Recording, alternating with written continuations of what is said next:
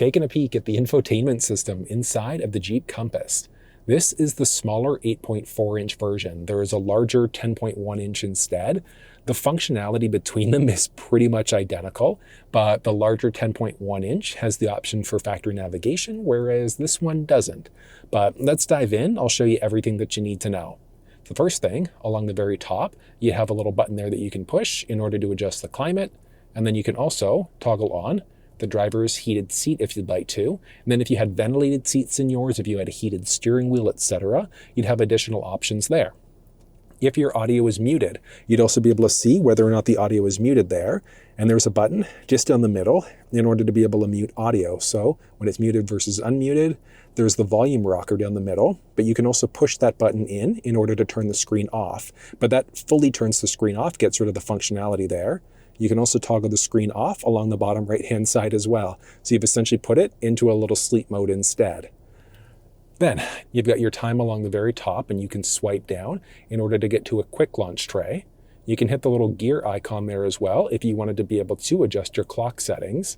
You've got your outside temperature, your driver profile there as well. So a big benefit there is that it's going to remember all of this information. So if you've customized your screen, if you've done things like hooked your phone up over Bluetooth, if you have factory navigation in yours, it's going to remember your previously saved addresses and things like that. So if you've got multiple people driving the vehicle, you absolutely want to add in an additional user profile for however many people are going to be driving the vehicle. But it is useful, and then you can easily switch between all of your profiles there. And then you can also do things like change out your name, edit your custom avatar there as well if you'd like to.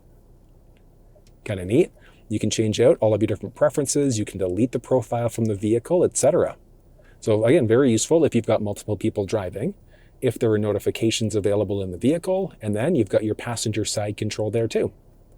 You can jump back home. Then there are a series of other options here. But if you hit this My Pages button, you could add in additional pages if you'd like to. So watch this. We've now added in an additional widget. So if you wanted it to be maybe something quick for your seats and then for your comfort settings, you'd have the flexibility of being able to adjust this out. So what it's doing is it's loading all of these different settings. You can add in additional pages as well, and same idea. You can add in different widgets. Do you want it to be phone, custom shortcuts, and things like that? So you've got the flexibility to customize the screen a tiny little bit if you wanted to, which is kind of nice. So if you don't like the look, the layout, whatever the case may be, you've got the flexibility to adjust it. You've got your basic home screen here, and that's going to be this basic layout. Next up is going to be media.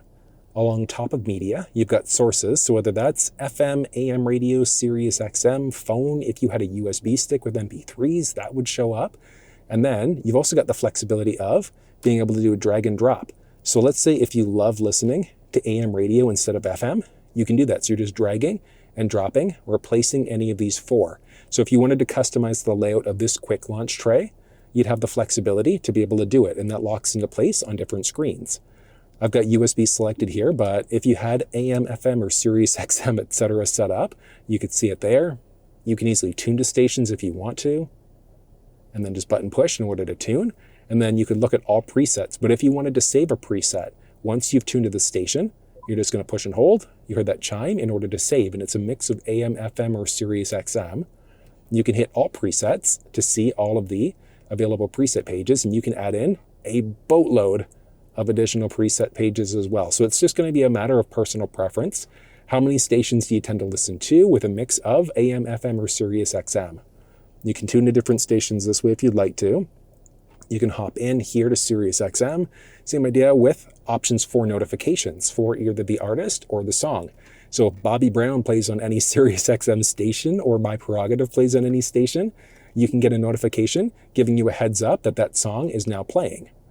You've also got basic tuning options here too. So if you wanted to tune to a station, you could change out stations this way as well. So you've got different options for SiriusXM. You can browse for audio too. So you can see there because I'm on SiriusXM, but that's different if we go to FM instead. So what it's doing is it's scanning for all available stations. So if you're new to an area, you're not sure what stations are available, you can do a basic scan, and it's going to scan in to let you know what radio stations are currently available. Takes a second to do, and then you've got all of your audio settings. Do you want it focused on the driver, people in the back seat, first row, etc.? You've got that flexibility. You can kind of do a finer tune this way, but I think doing the drag and drop makes the most sense. And then you can see there, where do you want the audio to sit? You've got the equalizer with your bass, middle, and treble, which are extremely high. So bass, you really want to go like 4 points. Mid-range is actually pretty good there. Treble, up like maybe a point or two, is going to give you pretty good audio in this ride. So what I'd recommend is once you get the vehicle, play one of your favorite songs and then adjust these out until it sounds perfect for you. You can adjust your volume there for speed compensated. So what that means is as you go faster or slower, it's automatically going to raise or lower the volume for you. Loudness, nothing exciting there. Autoplay, USB audio is going to automatically play when you turn the vehicle on. Do you want the radio to turn off when you open up the door, or do you want it to stay on for a certain amount of time? You can adjust individual volumes for different things. So if you want your media volume set to something different, do you want your phone volume a little bit lower? Voice recognition and things like that. Then you've got some basics for SiriusXM as well. But that's using media inside of the ride. It's extremely straightforward to do. I like that you've got all of your different browse options, but like I said, easily tuning to options this way. And then on the steering wheel, you've also got the flexibility of pushing up and down this way, so on the left pad, in order to be able to change the station out. You can also push the button in the middle there if you wanted to change between all of your presets. So that's on the left-hand side. And then along the right-hand side, you can also use these buttons in order to be able to adjust your volume. And then you can also change out the source that you're listening to as well. So whether that's AM, FM, USB audio, whatever the case may be. And that's going to be based off of whatever audio sources you have set up here. So it's going to jump us between those 4 different options. Next up is going to be comfort settings. So you've got a series of different settings here, the majority of which you can control down the middle. So you can adjust out what's going on with your climate. Do you want your max or rear windshield defroster going? You've got AC, your fan control, and your mode. So you want to go into your windshield face or feet. But as you adjust it, you can see it going through and changing what's going on with the screen too, which is kind of nice. So you can adjust things out different ways, just depending on what you're a bigger fan of. Then it just gives you finer control when you're near inside of the screen here, adjusting your fan speed out, things like that, turning on your heated seats. So you'll see a lot of these things duplicated in a few different spots. And then next up is adding in a phone. So as of right now, no phones are connected. So let's go ahead and we're going to start off on the iPhone side of things. Oh, from here, all we're going to do is we've got uConnect showing up there. So just going to click on uConnect. Pin numbers match up, so we're going to pair. And yes. Do you want your contacts and favorites to sync up? This is not my car, so I'm definitely saying no to that one. And a few seconds in, 3, 2, 1, we are fully connected. And one nice thing, so you can stop here if you just wanted to be hooked up on your phone. And what that's going to do is let you stream audio, make phone calls, and things like that. But you've also got wireless Apple CarPlay inside of the ride. It is backwards compatible though, so if you'd prefer to use a wired connection, you could, but let's go ahead and let's enable Apple CarPlay. There we go, a few seconds in, and look at that. So it's not as nice as it looks on the 10.1 inch screen, but it's still pretty cool that you've got this available. So you've got your current time, connection, and battery level, which map was open last, which audio application was open last, which miscellaneous application was open last. And then you can also go to your little icon view or to this little split screen instead. So that's I'd say more of your home screen for CarPlay, but it's straightforward using it. You've got Apple Maps, Google Maps, and Waze. You can move around with your finger, but there's no pinch to zoom capabilities inside of any map application. My favorite map application to use is going to be Waze. And the big reason why, it's a user-friendly application. So is Google Maps and Apple Maps. But as people are driving, if there are red light cameras, they're good to notify you. You can also see if there are police pulling people over. So there are speed traps and things like that. People are pretty good at marking that off. And you can mark things off yourself. So if there's construction going on, or if you notice that there's a speed trap set up and things like that, you've got that flexibility where you can set that up too. So I'm a bigger fan of using Waze, but that's going to come down to a matter of preference.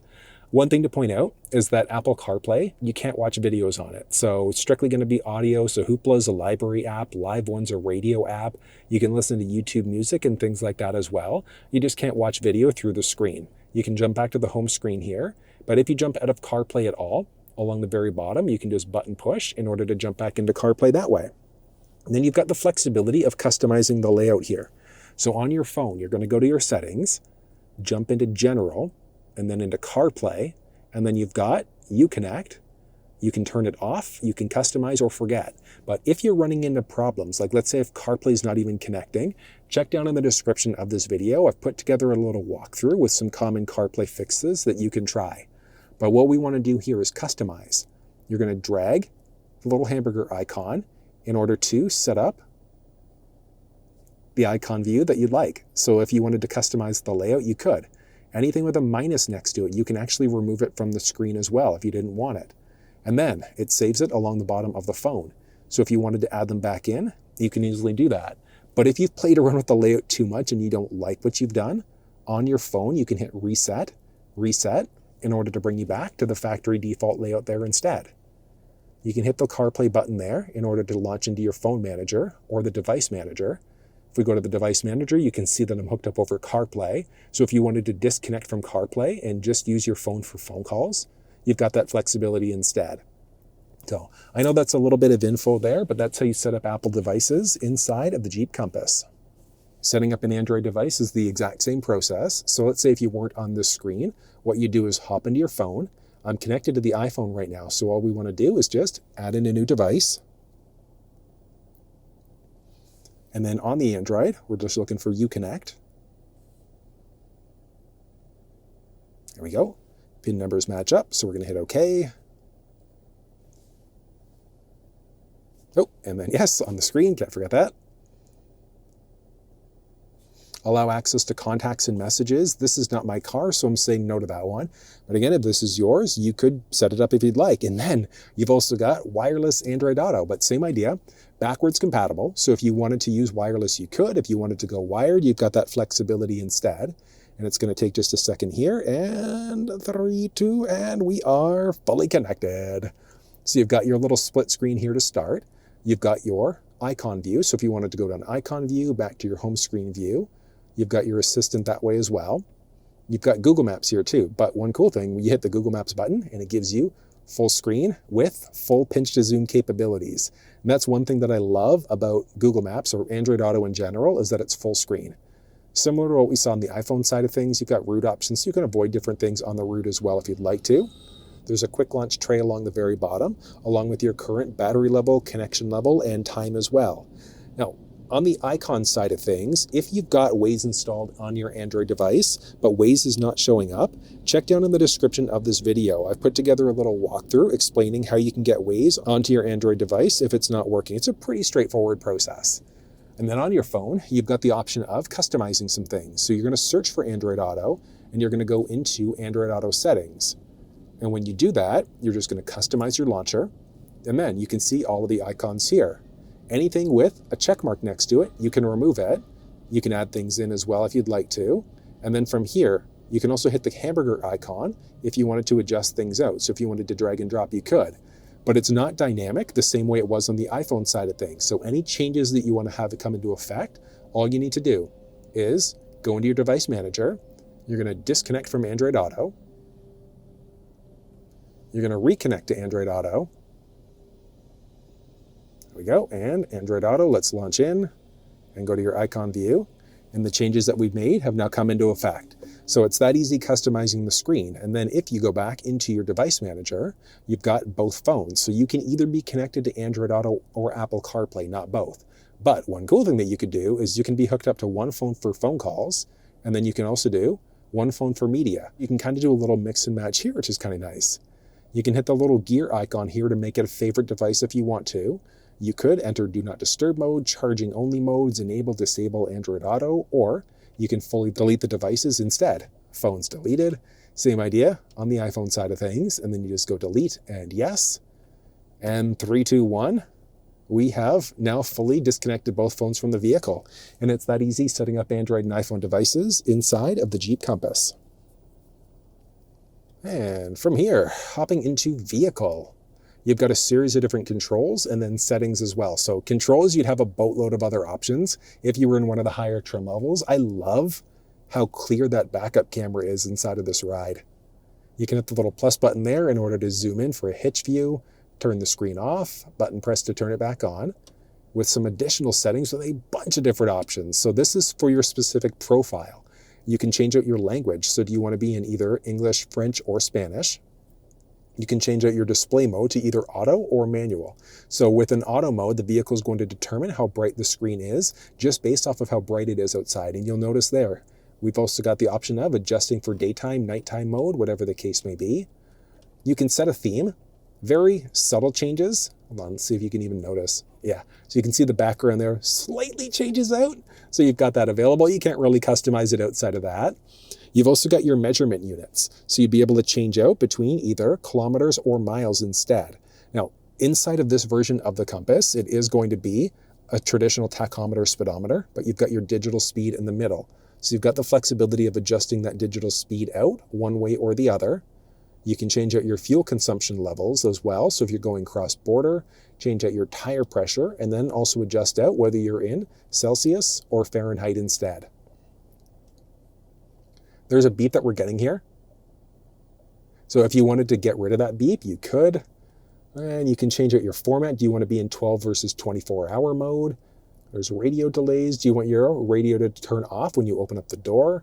You can adjust some individual settings for your individual profile, not for the general vehicle. So these are all for your individual profile. So you'll notice a few things get duplicated across the board. So if you wanted to customize the profile for yourself, you could, and then people could do that for individual profiles as well, depending on who you've connected inside of your profile screen here instead. But changing out the display mode gives us most of those same options. Safety and driver assistance. One thing that you might notice is that with emergency braking, if you've got the system turned off, you'll notice, yeah, you hear that beep there, but inside of the cluster screen, you can also see that it gives you a few other things here as well. So what I'd recommend, just keep the warning and braking on. That's going to turn off that message inside of the screen when it's only the warning. So you want to make sure that you get rid of that message there. So you just turn on the warning and the active braking here. Sensitivity, so if you're going to potentially get into a collision, how far from the vehicle before it's going to let you know and potentially brake. And then it can also brake for you if the vehicle recognizes that there's a pedestrian. Drowsy driver alert, if you start to veer over into another lane too many times without signaling, eventually it's going to tell you that you should probably take a break. And then you've got some lane management options. So this is kind of a neat one. So if you start to veer over into another lane without signaling, you'll get a little bit of a steering wheel vibration, almost like you're running over rumble pavement. You can do steering assist, where it's actually going to nudge you back into your lane, or you can get both. So a little steering wheel vibration, and then it's also going to nudge you back into your lane as well. There's lane warnings, the vibration strength. So that's the steering wheel vibration that you get there. What level do you want it to be at? And then the steering assist strength, so nudging you back into your lane. What's the strength there as well? You can adjust your date and time here too. So 12 versus 24-hour mode, AM, PM. You can set your date there as well. And let's see, phone Bluetooth settings. You've got your device manager, which we saw earlier. Hopping back, you can enter a do not disturb mode. Your camera, the backup delay. So if you've got your rear view camera going, you start to drive. So you switch yourself into drive. It's going to show that rear camera for a few seconds before you start driving. And then you've also got your guidelines here. So I definitely recommend the guidelines, because those are the guidelines there, and they're dynamic. So as you go to rotate the steering wheel, you'll see which direction you're actually going. Mirrors and wipers, nothing exciting there. Lights, let's see, headlight delay. So when you go to lock the vehicle, how long do the lamps stay on for before they turn off? Options for brake. Do you want the parking brake to automatically come on when you turn the vehicle off, yay or nay? Doors and locks. Let's see, when you go to lock the door, do you want the lights to flash and let you know? Do you want a horn? When you go to unlock the doors, does just the driver's door become unlocked, or is it all doors that become unlocked? Seats and comfort. Do you want the driver heated seat to come on automatically when you start the vehicle up, yay or nay? And then if you had other options inside of your compass, you'd see some different options there too. Headlight, so same idea, when you go to lock the vehicle, when do you want your radio to turn off? So just right away or within 20 minutes. Audio, which we've already seen these options. Basics for notifications, nothing exciting there. SiriusXM info, software updates, system information, nothing exciting. And then the reset, you've got a few different options that are available here. So you can restore all of your apps, reset everything back to the factory default layouts instead. You could reset passwords and things like that. But if the screen's giving you problems, you could do a full factory reset. But one of the easier things to do would just be to do a soft reboot instead. So before I show you the soft reboot, you've also got this last one, which is an app tray. And that's going to be a series of available apps inside of the ride. So it's essentially all of the settings that we've already seen. They're just laid out slightly differently instead. And then depending on the trim level of the ride that you're in, you might see that there are some other options that are available. But to do the soft reboot inside of the screen, what you're going to do, you've got a series of buttons down the middle here. You've got your volume power button. You're just going to push and hold that for about 10 seconds or so 5 to 10 seconds, and you'll notice that the screen goes blank, and then what it's doing is it's entered a soft reboot cycle instead. So you can see there, screen is off after about 10 seconds, and it's launching up. So if Apple CarPlay, Android Auto aren't working, if the screen's giving you problems, connectivity issues and things like that, you definitely want to try a soft reboot first by pushing and holding that button for about 10 seconds or so. It's going to load up, and then you're set to go. Then underneath the screen, you've got a series of other buttons. So you've got your auto start stop.